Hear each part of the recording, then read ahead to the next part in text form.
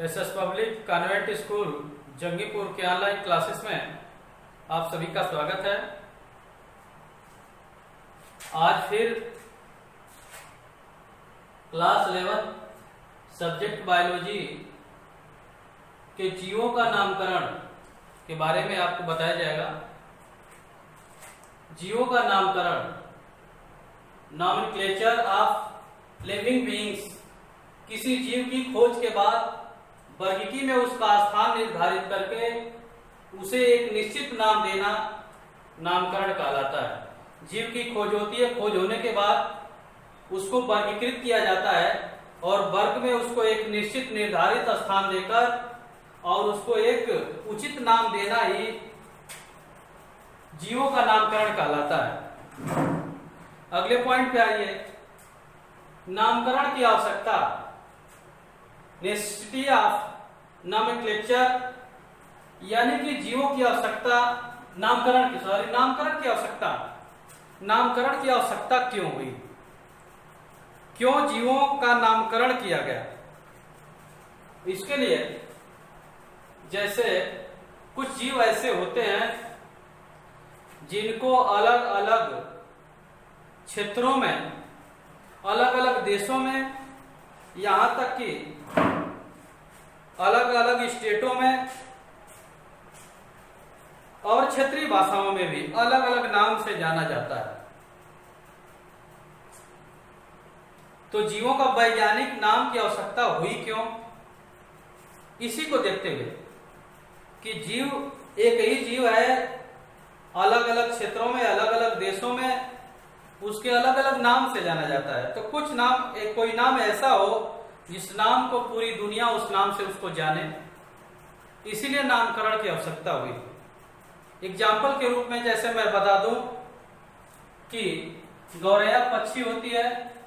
गौरैया पक्षी को उत्तर भारत में गौरैया कहते हैं, आंध्र प्रदेश में इसको पिच्चुक कहते हैं, इंग्लैंड में इसको हाउस स्पैरो कहते हैं, स्पेन में पार्डल कहते हैं, हॉलैंड में इसको मुश्च कहते हैं, जापान में इसको सुजून कहते हैं। क्योंकि है गौरैया पक्षी, अलग अलग क्षेत्रों में, अलग अलग देशों में अलग अलग नाम से इसको पहचाना जाता है।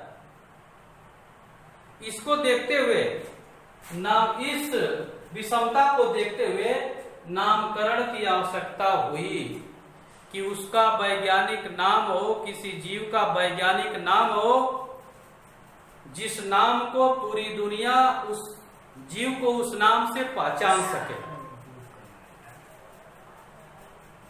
कैरोलस लिनियस वैज्ञानिक जो स्वीडन देश के थे, जैव वैज्ञानिक, इन्होंने 1758 में अपनी पुस्तक सिस्टेमा नेचुरी, जिस पुस्तक का नाम है सिस्टेमा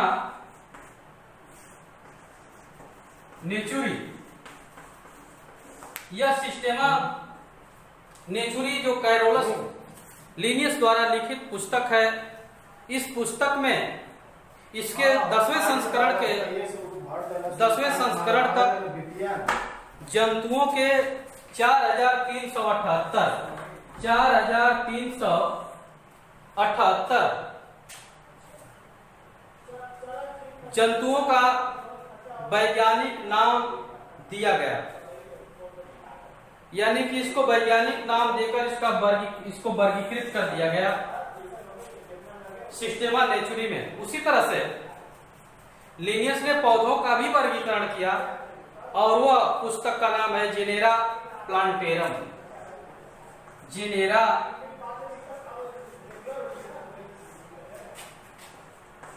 प्लांटेरम, जेनेरा प्लांटेरम नामक पुस्तक में पौधों का नामकरण करके उसको वर्गीकृत किया गया है। तो हम आपको बताएं नामकरण की आवश्यकता क्यों हुई, क्योंकि एक ही जीव के नामों में काफी विषमता थी। अलग अलग देशों में, अलग अलग प्रदेशों में, यहाँ तक कि क्षेत्रीय भाषाओं में भी, क्षेत्रों में भी इसको अलग अलग नामों से जाना जाता था। इसको दूर करने के लिए जीवों का नामकरण किया गया कि उस एक नाम को पूरी दुनिया जाने, यानी कि उस पूरी दुनिया उस नाम को जाने, इसकी सुविधा के लिए जीवों के नामकरण की आवश्यकता हुई। आइए अब चलते द्विनाम पद्धति के ऊपर। ये द्विनाम पद्धति क्या है, इसके बारे में।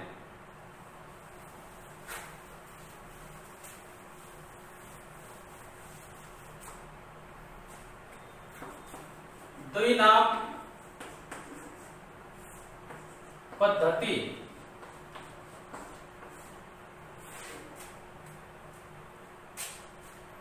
बाइनोमियल नॉमेनक्लेचर जिसको कहते हैं द्विनाम पद्धति, स्वीडन के वैज्ञानिक कैरोलस लिनियस द्वारा प्रस्तुत जीवों के वैज्ञानिक नामकरण की पद्धति को ही द्विनाम पद्धति कहते हैं। स्वीडन के वैज्ञानिक लिनियस द्वारा प्रस्तुत जीवों के वैज्ञानिक नामकरण की पद्धति को द्विनाम पद्धति कहते हैं।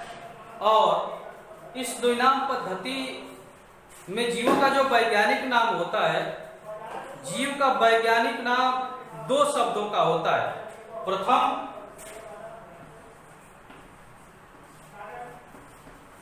जेनेरिक,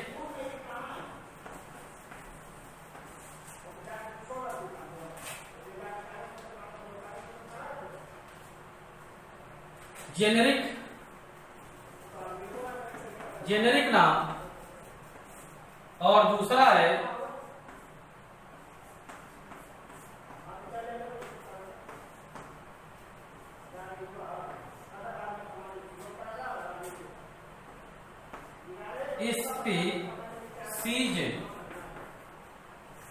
स्पीसीज नाम। यानी कि जो वैज्ञानिक नाम होता है जीवों का, जीवों के जो वैज्ञानिक नाम होते हैं उसमें दो शब्द होता है। प्रथम शब्द जो होता है जेनेरिक नाम होता है, और दूसरा शब्द जो होता है स्पेसिफिक नेम कहते हैं या उसको स्पीसीज नाम कहते हैं। प्रथम जेनेरिक नाम जो होता है वह उसके वंश को प्रदर्शित करता है, वह उसके वंश को प्रदर्शित करता है, और दूसरा जो स्पीसीज नाम होता है वह उसकी जाति को प्रदर्शित करता है। यानी कि वैज्ञानिक नाम में जीव का नाम दो शब्दों का होता है। प्रथम जेनेरिक नाम जिसको जो वंश को प्रदर्शित करता है, दूसरा स्पीसीज नाम जो उसकी जाति को प्रदर्शित करता है। यानी पहला नाम वंश को प्रदर्शित करता है, दूसरा नाम उसके जाति को प्रदर्शित करता है। प्रथम जेनेरिक नाम, दूसरा स्पीसीज नाम, यानी कि प्रथम जो है वंश और दूसरे शब्द उसकी जाति होती है। आगे देखें एग्जांपल के रूप में, जैसे बिल्ली, बिल्ली का वैज्ञानिक नाम फेलिस डोमेस्टिका होता है। फेलिस डोमेस्टिका, यानी कि फेलिस क्या है, उसका वंश है, और डोमेस्टिका उसकी जाति है। उसी तरह से मेढक का उदाहरण लेते हैं। मेढक का वैज्ञानिक नाम होता है राना टिग्रीना। राना उसका वंश है, टिग्रीना उसकी जाति। इसमें सब में देखिए दो दो शब्द हैं। मनुष्य का वैज्ञानिक नाम होमो सैपियंस, होमो उसका वंश है, सैपियंस उसकी जाति है। तो इस तरह से दो शब्द का मिलकर बना होता है वैज्ञानिक नाम। यह उदाहरण के रूप में। अब यह दोनों शब्द देखिए, एक कुछ और विशेषताएं होती है इसमें, जैसे फेलिस डोमेस्टिकस, यानी कि जो जीव का पहला नाम होता है कैपिटल के, लैटिन भाषा में तो लिखे जाते हैं लैटिन भाषा में, और यह पहला नाम उसका कैपिटल से लिखा जाता है, और दूसरा जो नाम होता है यानी कि जाति वाला नाम वो स्मॉल लेटर से लिखा जाता है। पहला नाम कैपिटल लेटर और दूसरे नाम का पहला अक्षर स्मॉल लेटर से लिखा जाता है। यह जब भी लिखे जाते हैं तिरछे अक्षरों में लिखे जाते हैं वैज्ञानिक नाम, तिरछे अक्षरों में लिखे जाते हैं। तिरछे यदि हस्तलिपि में यानी कि हैंड राइटिंग में उसको लिखते हैं तो इसको लिखकर इसके नीचे यानी कि एक लाइन अंडरलाइन इसको कर देते हैं। इस तरह से द्विनाम पद्धति के अंतर्गत दो नाम होता है, पहला नाम जेनेरिक नाम, दूसरा नाम स्पीसीज नाम। पहला उसके वंश को प्रदर्शित करता है, दूसरा उसकी जाति को प्रदर्शित करता है। एग्जाम्पल आपके सामने है। आज के वीडियो में बस इतना ही। धन्यवाद।